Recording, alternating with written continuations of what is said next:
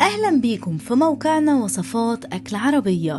معاكم مها يونس، والنهاردة جاية أتكلم معاكم عن طريقة تنظيف الإير فراير أو القلاية الهوائية. الإير فراير بتعتبر واحدة من أحدث أدوات المطبخ، وتنظيفها أمر مهم جدا علشان نحافظ على نظافتها وكفاءتها، وممكن ننظفها بعد كل استخدام أو كل يومين أو 3 أيام، وتنظيفها بيتم في دقايق معدودة.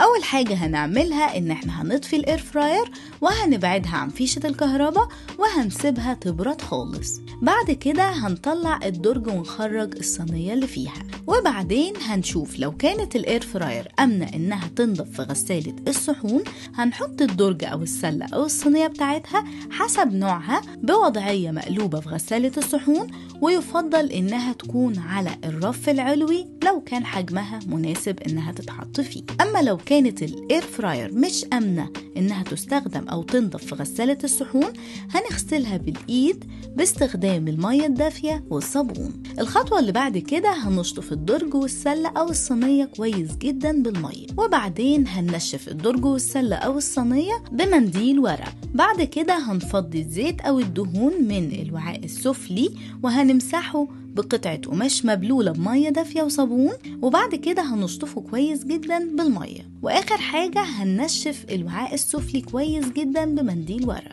أما دلوقتي هقول لكم نصايح مهمة جدا علشان ننظف الإير فراير. أول حاجة هنعملها هننظف الإير فراير على طول بعد كل استخدام، وده علشان نتجنب إن بقايا الطعام تتراكم أو تراكم الدهون. النصيحة اللي بعد كده، لو كانت الإير فراير مش آمنة إنها تتنظف في غسالة الصحون، ما نحطهاش في مية سخنة جدا علشان ده ما يسببش إنها تبوظ.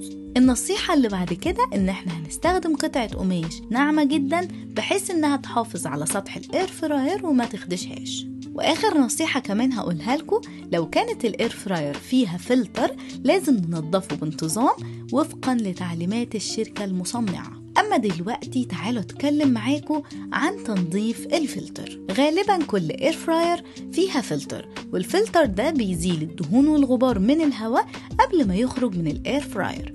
علشان كده لازم ننظف الفلتر ده بانتظام علشان نحافظ على الأداء السليم للإير فراير. هنطفي الإير فراير ونبعدها عن الفيشة وهنسيبها تبرد خالص، وهنفتح غطا القلاية الهوائية وهندور على الفلتر. بعد كده هنمسك الفلتر بإحكام من الجوانب بتاعته ونسحبه بالراحة لبره. والخطوة اللي بعد كده هنغسل الفلتر بالمية الدافية والصابون وهنشطفه بالمية كويس جدا.